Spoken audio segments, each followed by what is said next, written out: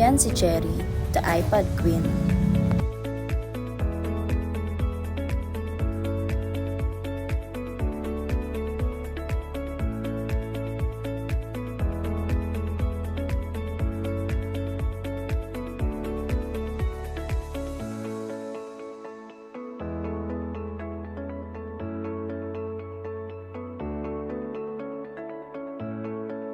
Siya si Ana, isang gamer queen.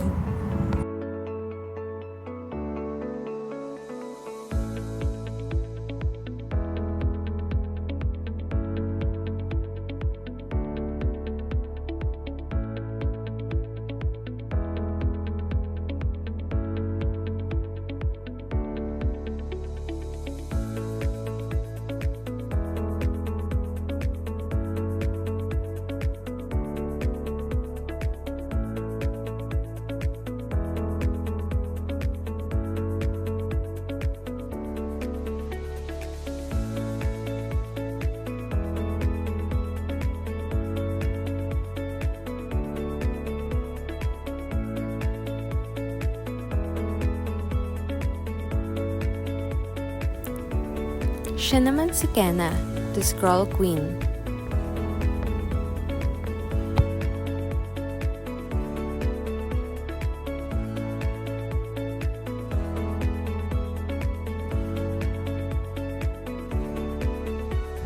Siya naman si Pauline, K-drama queen.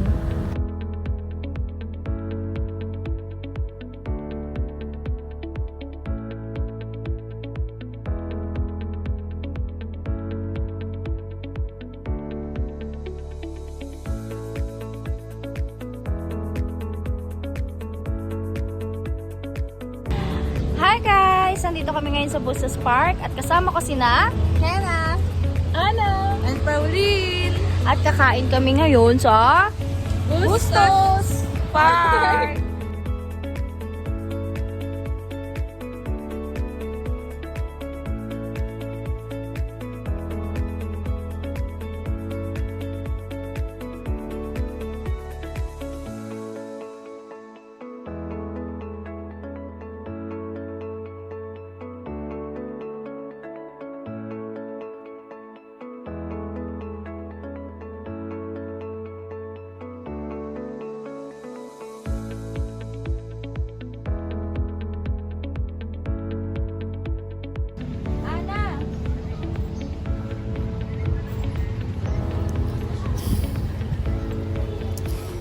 Hay naku, ang tagal namin pinagplanuhan tong mangyari tapos puro cellphone lang naman ang gagawin ng mga babaeng to.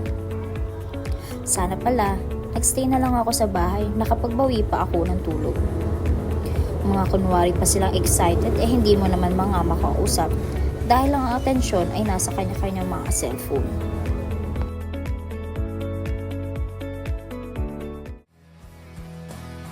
Akala ko pa naman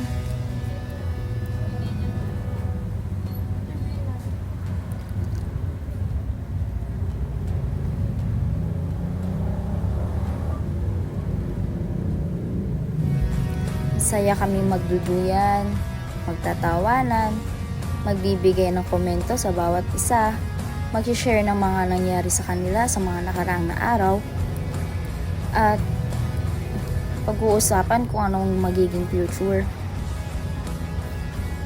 Magkakainan, katulad ng palaging ginagawa bago umuwi galing sa eskwelahan. 4th year students na kami. Ilang araw na lang, ilang buwan na lang, hindi mo na malamalayan na hindi na kami magkikita dahil sa mga busy schedules kapag kami nagtatrabaho na.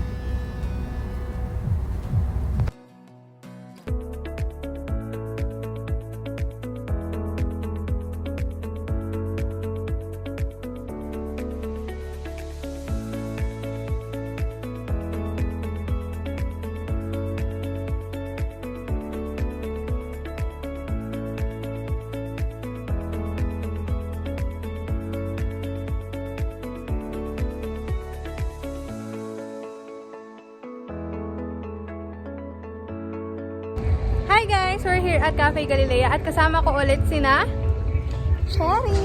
Pauline, Ana.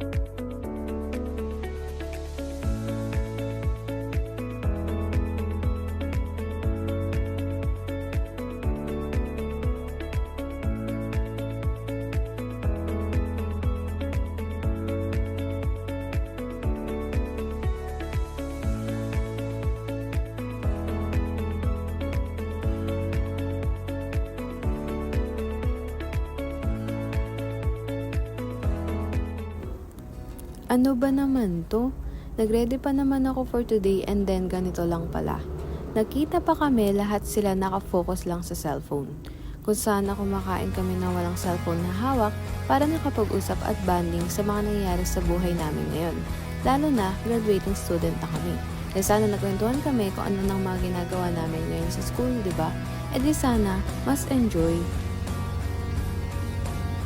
At hindi lang yun, natututo pa kami based sa experience namin. At yung feeling na bonding lang kayo, walang cellphone at higit sa lahat, hindi lang sa cellphone umiikot yung mundo namin.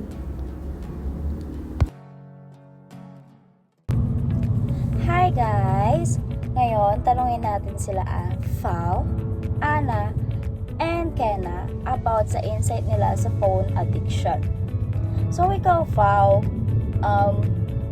ano yung masasabi mo sa mga estudyante, lalo na ngayon, 4th year tayo, sa mga na-addict sa cellphone? So, based on my experience na since grade 10 pa lang, addict na sa panonood na K-drama. So, ang masasabi ko na lang ay siguro maging disiplinado and then unahin talaga muna kung ano yung dapat unahin, like review and then yan. How about you, Ana? Para sa akin naman, sa mga estudyante ngayon, kailangan natin ng time management. Unahin ang mga dapat unahin. Mag-set tayo ng priorities, like ACADS muna bago ang pagsa-cellphone, para maiwasan din natin ang procrastination. How about you, Ma'am Kens? Siguro for me, iba yung based on my experience na ako talaga mahilig ako sa social media kasi pakiramdam ko doon na talaga umiikot yung mundo ko. Like, halimbawa, pag-ising mo pa lang, di ba? Cellphone agad hawak mo. So, parang for me, it's not healthy, di ba?